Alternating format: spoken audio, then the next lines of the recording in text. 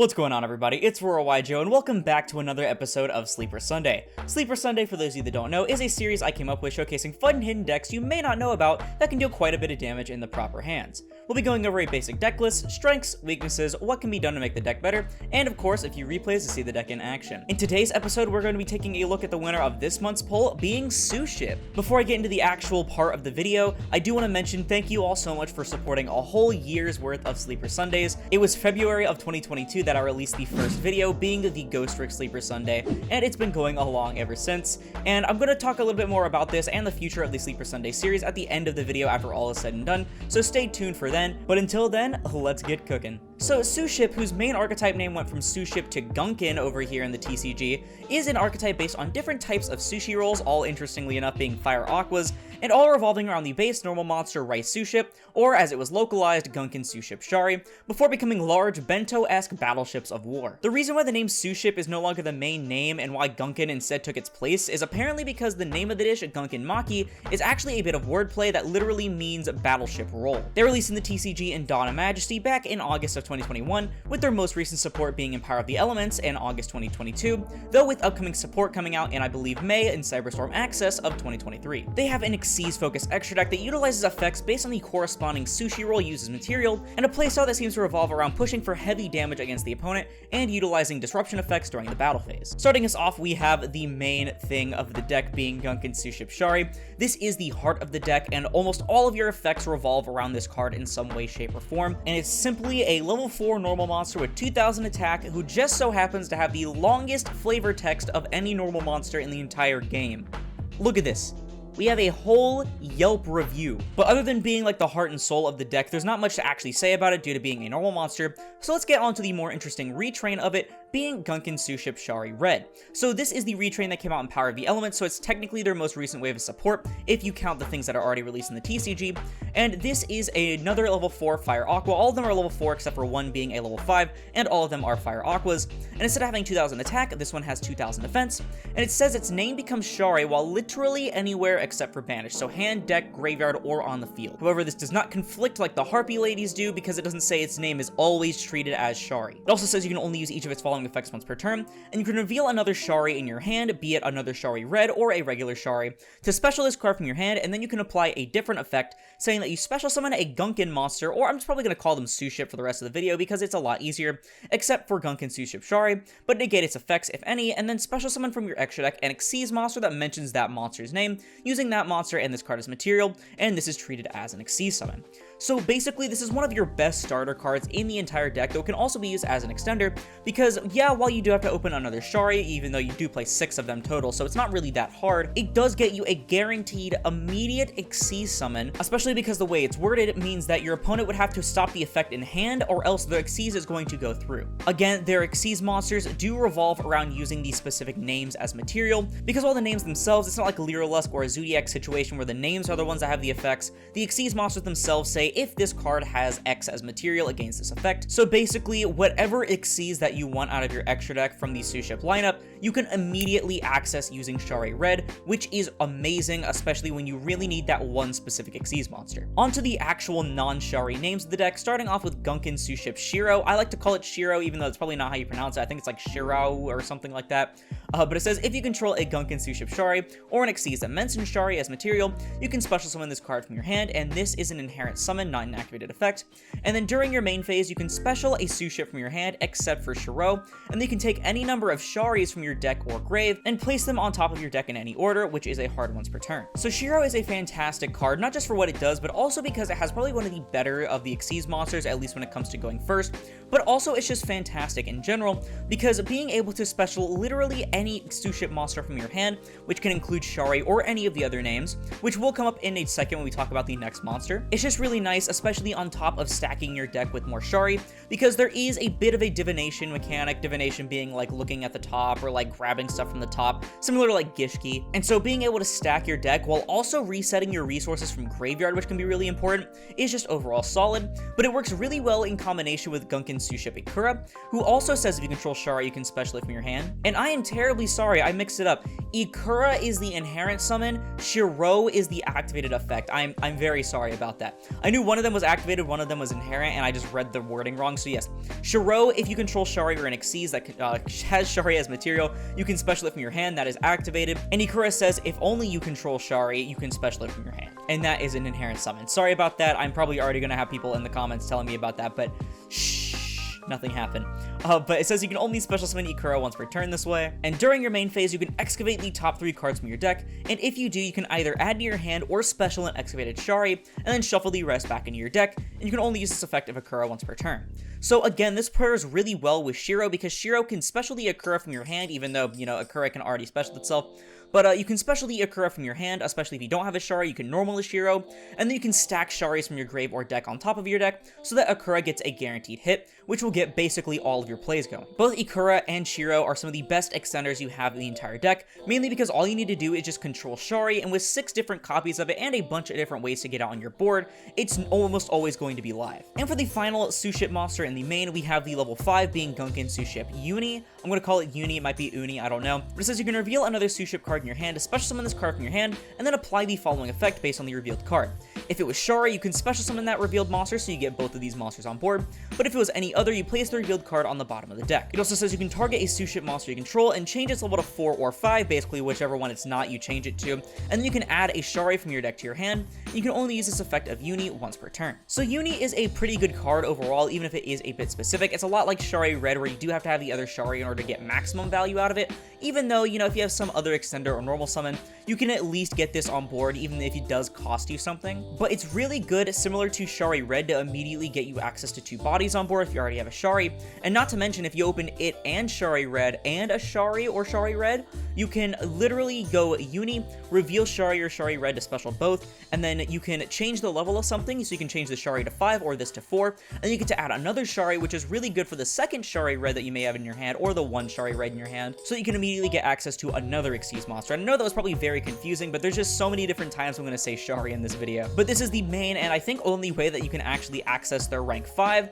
and so it is a very important card, despite sometimes being a bit situational. We also have 3 Ash and 3 Imperm in the deck as our only hand traps. I am playing a going second build of this deck because it is very good at going second overall, especially with the help of other board breakers, and so of course we want to play some of the better hand traps in the game. So next up, we have the card that is still in Cyberstorm access, so it will not be out in the TCG until May, but this is a Gunkan Suship Chef's Choice. It is a continuous spell that says once per turn, you can reveal a Gunkan Suship Shari in your hand and place a counter on this card, and if you do, reveal a Suship Xyz in your extra deck, and if you do that, your opponent declares a Suship monster's name mentioned on any Suship Xyz monster except Shari, and then you can add the declared card, or not you can, but you add the declared card from your deck to your hand, and if you cannot add the declared card, shuffle this card into the deck. If this card in its owner's possession is destroyed by an opponent's card, your opponent pays life points equal to the number of counters this card had times 500. So Chef's Choice is a bit of an interesting card, so it does require you to have Shari or Shari Red in hand. Again, they are pretty easy to access, and you do have 6 names, so it's not the hardest thing to do in the world. However, this is a completely dead card without it. But it's a really solid card, especially if your opponent doesn't know the Suship names. Basically, if you know your opponent doesn't know the Suship names, you're just going to reveal the one with the name of the one you summon. So say you want to summon the Shiro class ship, you just reveal the Shiro class ship, and you have your opponent add the Shiro to your hand because they probably don't know any of the other names because they can't say Shari, and then boom, you get an immediate free extender, though it is a bit annoying if they end up calling the same one if you already have all of them, because you do end up losing the card. And then the final effect of it being the life point pay is kind of interesting because it's not the only effect in the archetype that actually makes your opponent pay life points, so it's not like it's super out of context, but it's still kind of weird. But the most interesting part about Chef's Choice is that it's actually not a hard once per turn, so if you open multiple Chef's Choice, you can actually use both of them and reveal the same Shari, and then just continuously get free things in your hand, so that's actually really cool. I don't know if it's exactly what the deck needed out of all the waves of support that it's gotten, but it is another way to make it extremely consistent, which is one of the benefits of the deck. So next up, we have 2 Gunkan Suship Yard Seaside Supper Spot. Ugh, god, I hate these really confusing alliteration names. But this is their field spell that says, once per turn, if you normal or special summon a Suship monster, even during the damage step, you can place a Suship card from your deck on top of your deck, and then once per turn, if a face-up Suship monster you control that was special from the extra deck is sent to the graveyard by an opponent's card, you activate this effect, your opponent pays life points exactly equal to that monster's defense in the graveyard, and then you can apply this effect. Special a Gunkan Suship Shari from your hand, then special summon a Gunkan Xyz monster from your extra deck by using that card you control as material, and this is treated as an Xyz summon. So there's a few interesting things going on with this field spell. So again, at the top you have that divination mechanic I mentioned. So Shiro wasn't like the only thing that stacked, and then this really helps with Akura, but it also helps with some more effects later on that I'll mention on the Xyz monsters. Also, the second effect is a mandatory effect, which is pretty interesting. So your opponent would mandatorily pay life points, which mandatory effects can be pretty annoying, but keep in mind that it's not mandatory to special from your hand if you have one in your hand, so don't worry about that. But being able to special summon from your hand and get literally access to any Suship Xyz that you want from your extra deck, especially depending on the current situation, is pretty nice, even though you only get the Shari effect that the Xyz monsters give you, rather than getting the ones that they would have if they had another one as material. Also, these are not hard ones per turns as well, I'm pretty sure, so you can activate multiple of these, I guess. And then the final Suship card in the main deck is Gunkan Suship Daily Special. This is their trap card that says when you activate this card, you can also reveal a Shari in your hand. You reveal 3 Suship monsters from your deck, your opponent chooses one of them for you to add to your hand, this is not random, and then also shuffle the rest into your deck, and if you revealed Shari in your hand at activation, you actually get to choose instead of your opponent choosing. Also, if it's in your graveyard except the turn it was sent there, you can banish this card and then target 3 Suship monsters in your grave, shuffle them into the deck, and then draw 1 card. So this is a pretty nice consistency card overall, and it's also pretty good considering it's one of the only things the deck can actually utilize going first. You can easily just set it and then grab something for later, particularly you can reveal a Shari or a Shari Red that you really need, and then if you have a Shari just sitting in your hand, you get to add the thing that you want yourself. But my favorite part about the card is probably the graveyard effect, being able to Pot of Avarice, or Daigasto Emerald I guess is a more accurate description. 3 Suship monsters in your grave and then drawing a card is really nice because you can especially burn through your resources very quickly with this deck, so I do really like that. The only thing I don't like about this card though is the fact that it is a trap card, and this is a deck that is a bit more fine-tuned for going second, so I would have preferred the trap card to be actually more of a disruption and this be like a random normal spell or something, or maybe even a quick play, but I mean, I guess I can't complain too much. It is extra consistency for those lengthy games. For some more generic cards, we have 3 Unexpected Die. Unexpected Die is really good in any deck revolving around normal monsters, or at least level 4 lower normal monsters. This actually made an appearance in the Sleeper Sunday from last month, being the Gem Knight one, which you should totally check out if you haven't already. But of course, this is really good for summoning your Suship Shari directly from your deck, especially considering that this is a 2000 attack body, so even if you're not going for a bunch of Xyz plays, you can still get a free 2k body directly from your deck for free. Speaking of that, we also have 3 copies of Painful Decision. Painful Decision, for those of you that don't know, says you foolish a level 4 or lower normal monster from your deck, and then add a card with the same name as that card from your deck to your hand. You can only activate 1 per turn, and this is really good not just for accessing Shari, but keep in mind, because it says with the same name, you can literally dump the regular Shari and then add a Shari Red directly from your deck to your hand. So this is basically a road-up for one of the strongest cards in the entire deck, making Painful Decision one of the best things that you can open. We also have 2 copies of Piercing the Darkness, so this is a card that I saw in a couple of lists, and I was a bit iffy on myself. I was like, it's kind of a brick, you know, but it says if you normally special summon a non-token normal monster, you can draw a card, and then when an attack is declared involving an opponent's monster and a monster you control that is either a level 5 or higher normal, or that was basically summoned using one as material, you basically get to make your monster gain attack equal to that opponent's monster's attack until the end of the turn, and you can only use each effect of Piercing the Darkness once per turn. And this card is actually super cracked in this deck. So at first I really only read the draw effect. I was like, yeah, you get a free draw, but like other than that, it's just okay. You have enough draw power in this deck regardless. But the second effect is just such a strong effect. So granted, your Shari itself doesn't get the boost, but all of your Xyz monsters that have a Shari as material are going to be very jacked, especially considering that one of them can attack twice. And this is a turn-lasting attack boost.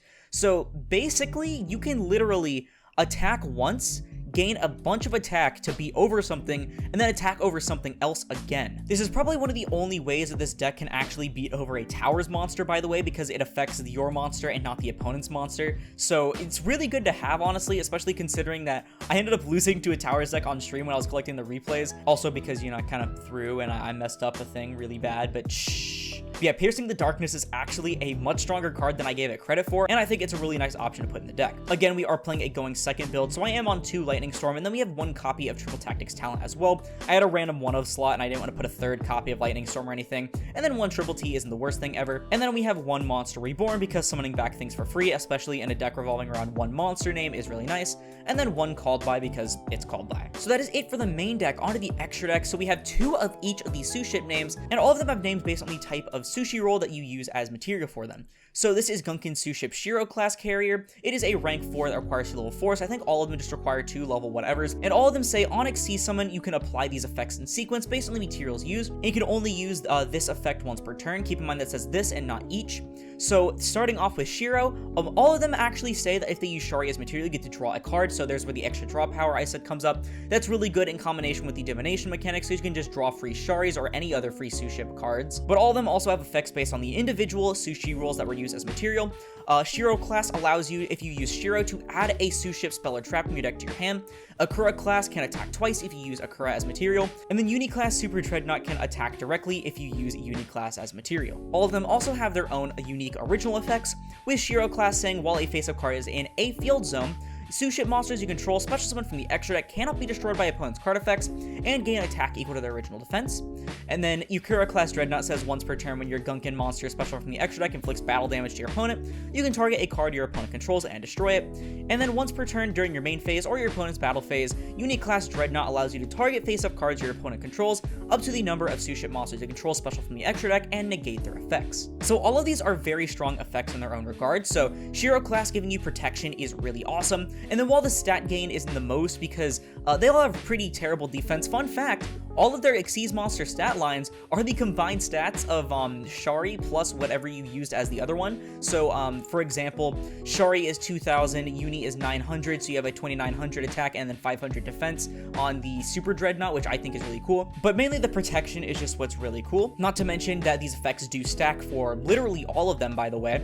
Akura class Dreadnought being able to pop free things is awesome because, you know, you could take as much removal as you can get in an OTK deck. Not to mention that this is a soft once per turn again, so you can have multiple of these on board and then get 2 free pops. And then Uni class is a permanent negate, by the way, not just until the end of the turn. So it's like Tier Limit Solyek, but it's for any face-up card, which is awesome. Unfortunately, being only during your main phase or the opponent's battle phase is kind of annoying, but it is still a quick effect during your main phase regardless, so you can at least go second and then build a little bit of a board, especially in combination, with another board breaker that can prevent your opponent from negating your monster effects, so you can go ahead and get rid of any problem cards that might be sitting like in the back row or something. If I were to rate them in order of importance, I'd probably go 1, 2, and 3. Being able to attack directly isn't the best thing, though it can be pretty large when it does so, but I'd rather use it because it is my biggest body in order to be over problematic cards.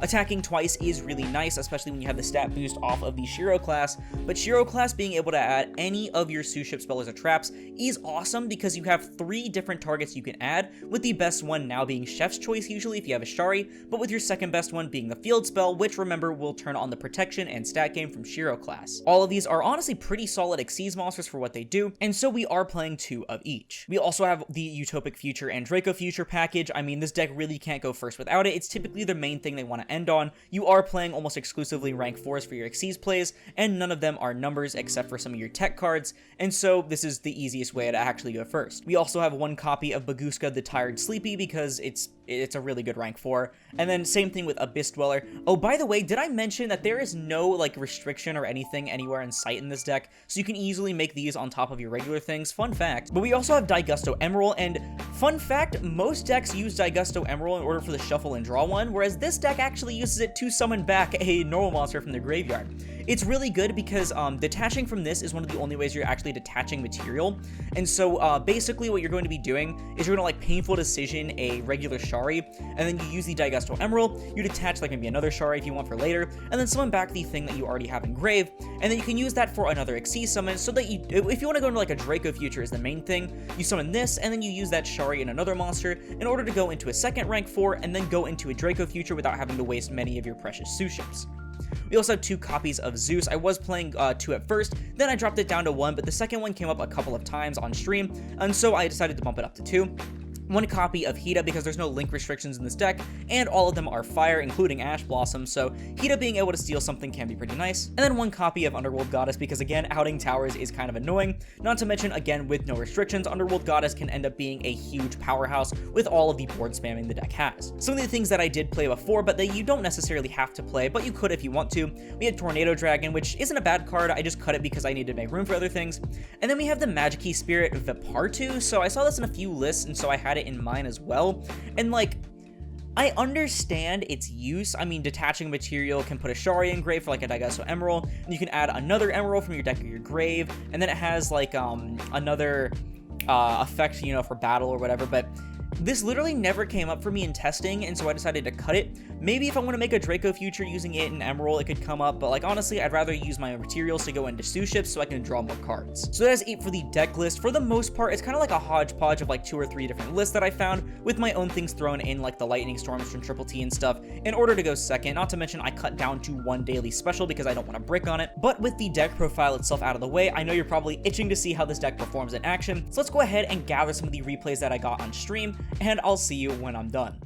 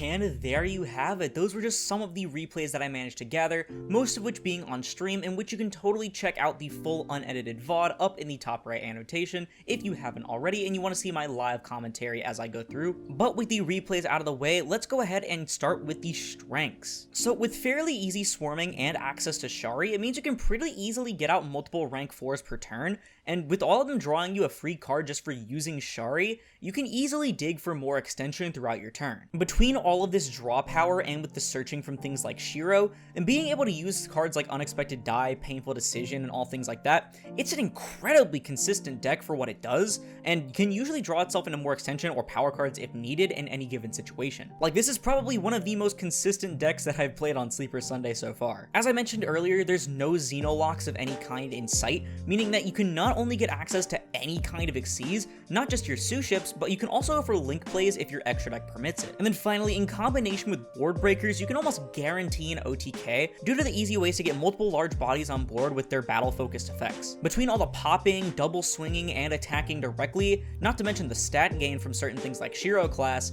it's going to be very hard to not go for the kill if you can break the board properly. For every strength though, there's at least one weakness, and that's starting with without Shari, a lot of your cards are just dead. Like, while there are a lot of ways to access it, Suship suffers the same fate as most decks revolving around a vanilla monster, that being difficulty getting your turn started if you don't see it.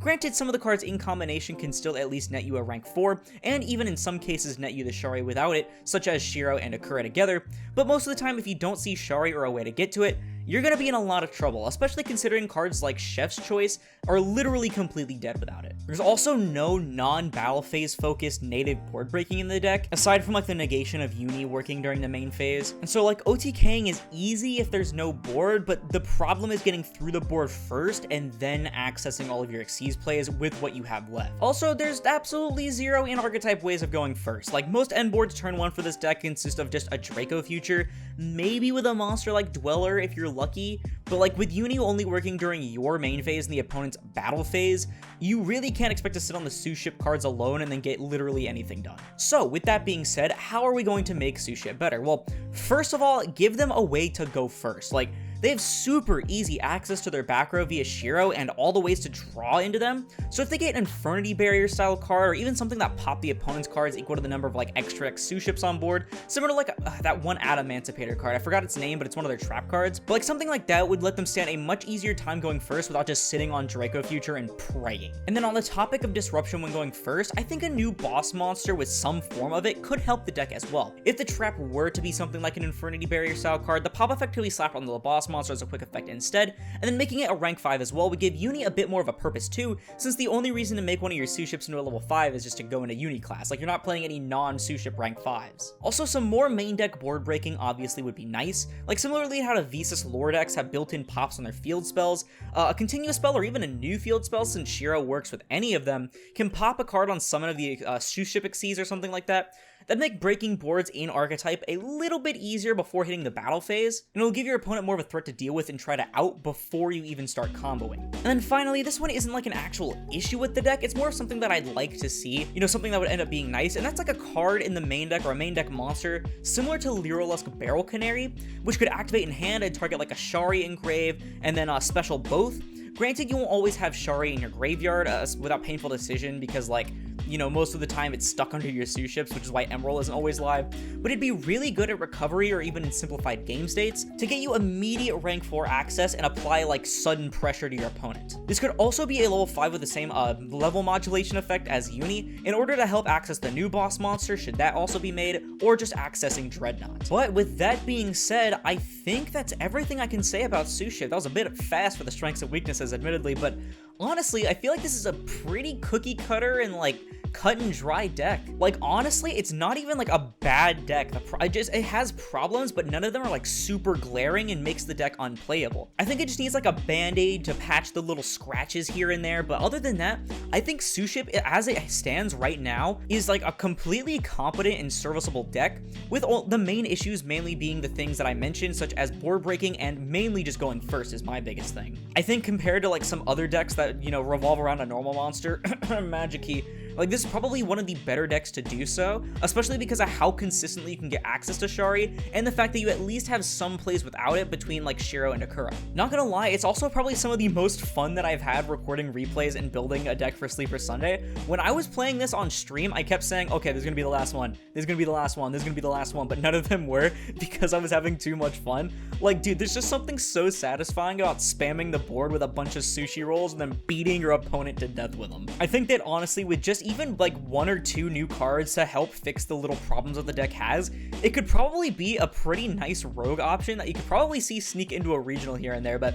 I don't know, that's just my opinion. Let me know yours down in the comments below, because that's going to do for the video. As always, this deck was voted for in a poll at the end of the month, which I usually tend to post in the last few days of the month or the last week, and that are only up for 24 hours, showing off a few of the decks that you can choose for Sleeper Sunday, so be sure to be on the lookout for it in the community tab of the channel. And on the topic of it being the 1-year anniversary of Sleeper Sunday, I want to thank you all so much for those that have supported the series.